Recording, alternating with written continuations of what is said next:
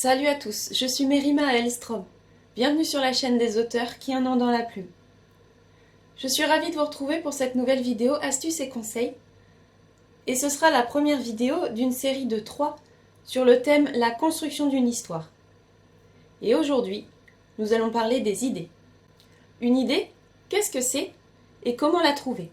Selon le Larousse, une idée, c'est une représentation abstraite élaborée par la pensée d'un être, d'un rapport, d'un objet. Un concept, une notion. De là, une idée peut être à peu près tout et n'importe quoi. Un personnage, une femme, un homme, un enfant, un hybride, un personnage de petite taille, éternellement jeune, etc. Un lieu, enchanteur, effrayant, recouvert de glace, un vaisseau perdu au milieu de la galaxie, une cave, un puits sans fond, etc. Un objet, un peigne, un martinet, un téléphone, une lampe de bureau, des boucles d'oreilles et que sais-je encore. Bref, une idée, c'est tout ce que votre cerveau peut se plaire à imaginer et combiner les unes aux autres. Vous pouvez trouver des idées tout autour de vous. Parfois, vous êtes bloqué et vous ne trouvez aucune idée. Quand vous êtes enfermé dans votre bureau depuis plusieurs jours sans parvenir à avancer sur cet appel à texte qui vous donne du fil à retordre, laissez tomber. Sortez prendre l'air, allez faire un tour à pied, à vélo, sortez votre chien, montez à cheval. Et observez. Ouvrez l'œil. Tendez l'oreille, sans réfléchir, sans chercher à capter ou analyser quoi que ce soit. Laissez votre cerveau au repos et emplissez-vous seulement de sensations. À ce moment, peut-être que vous aurez envie de noter ce que vous ressentez, ce que vous voyez, un détail qui vous attire. Faites-le et continuez l'expérience. En tant qu'auteur, votre don est celui d'observation. Tout ce que vous voyez et vivez est une source d'inspiration. Vous ne vous en rendez peut-être même pas compte. Ça a été mon cas pendant très longtemps. Aujourd'hui, j'analyse inconsciemment tout ce que je vois, ce que j'entends, ce que je ressens, ce que je vis. Même en regardant un film ou une série, en jouant à un jeu vidéo, en lisant un livre. Soudain, des idées surgissent à la simple vue d'un paysage, d'une scène, d'un personnage. Et parfois, ça n'a même rien à voir avec ce que je suis en train de voir ou de lire.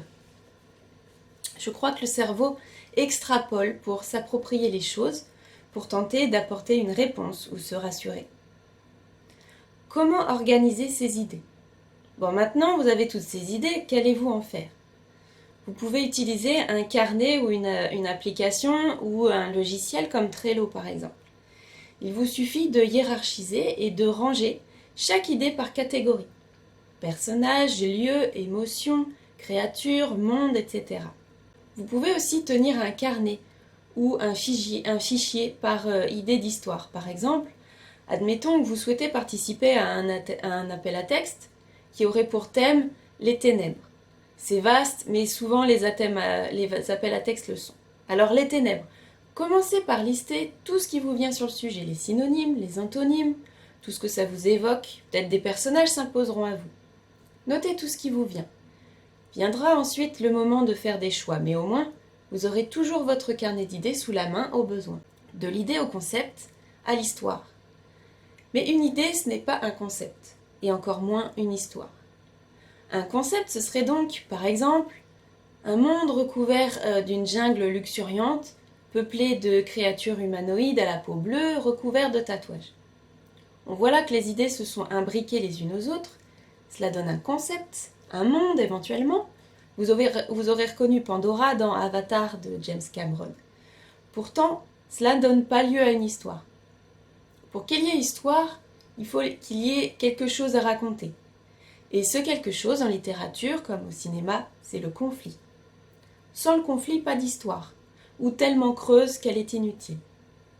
Dans notre exemple, le conflit, c'est bien sûr l'arrivée des terriens, avec les avatars des Na'vi, qui essayent de gagner la confiance des autochtones pour mieux les berner. Un parfait exemple de l'humanité dans toute sa splendeur. C'est pas le seul conflit du film, bien sûr, il y en a beaucoup d'autres. Car vous devez garder en tête que chaque scène, chaque chapitre et chaque partie de votre roman peut comporter du conflit. Petit ou grand, mineur ou majeur, interne ou externe, peu importe. Voilà, maintenant que vous avez vos idées, vous les avez organisées un minimum, vous en avez dégagé un concept, peut-être même une idée d'histoire, Nous verrons dans une future vidéo comment construire son synopsis de travail. Merci d'avoir regardé cette vidéo. Si celle-ci vous a plu, n'hésitez pas à mettre un pouce bleu, abonnez-vous et cliquez sur la petite cloche pour ne rien manquer des prochaines sorties. Je vous donne rendez-vous mercredi prochain pour vous parler d'un de mes projets d'écriture. Bye bye!